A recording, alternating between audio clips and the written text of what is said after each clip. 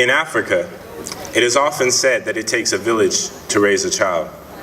I stand before you, the humble child of both the cities of East Palo Alto and Palo Alto. I can still vividly remember the view from the back of the yellow school bus that took me from cracked concrete and the McDonald's that served as nourishment for many of the children in my neighborhood whose once golden arches had since faded to a tainted yellow, to smooth sidewalks and palatial homes that enveloped my new elementary school.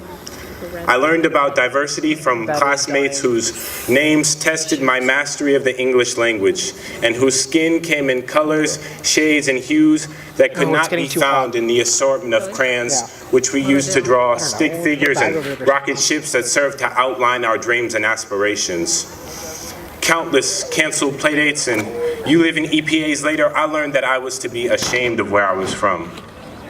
That the city I called home was a place to be hidden and forgotten. And yet back in East Palo Alto, where I attended school and what I studied somehow depleted my racial integrity. Melanin and cultural identity somehow compromised by my association with quote unquote rich white kids. How was I supposed to choose between them? Neither served to define me as an individual, but both had been integral in shaping and molding me. I learned just as much from peers, mentors, and elders in East Palo Alto as I did from those in Palo Alto.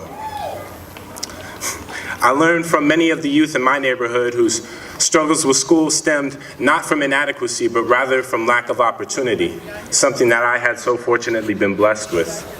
I learned from librarians like Miss Kellerman and Miss Henry, who showed me that learning should never be confined to the 20-foot by 20-foot dimensions of a classroom.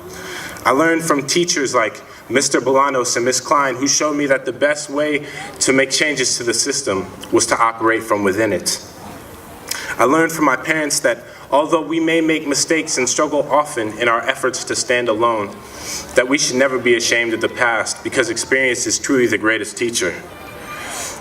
I learned from peers like Scott Zouge and Elaine Yao, who taught me that what makes you admirable is not your success in life, but rather your ability to remain humble and care about others despite such great achievements.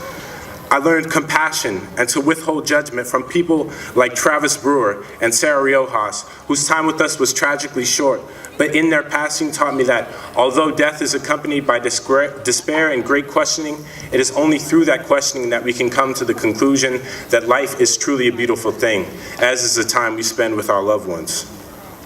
You are my village.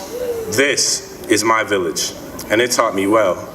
It's not the prestige of the college to which you will matriculate in the fall, but rather how you will apply what you learn to help others.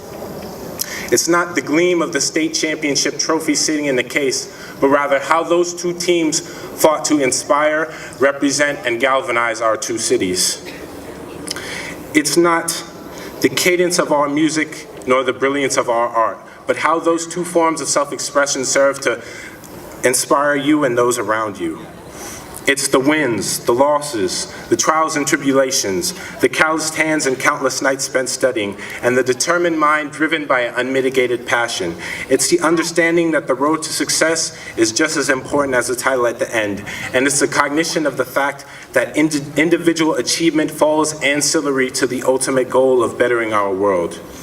It is these things that are a testament to our passion, which has become inexorably linked with a desire to create purpose in the world.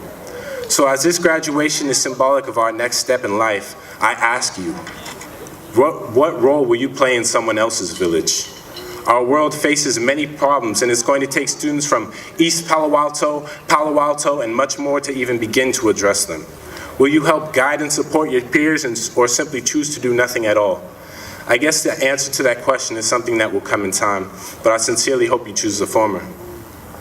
As I leave, I implore you not to become content with titles and names, not to be seduced by precedent and fame, but to understand that success and giving back to the community are truly one and the same. Thank you.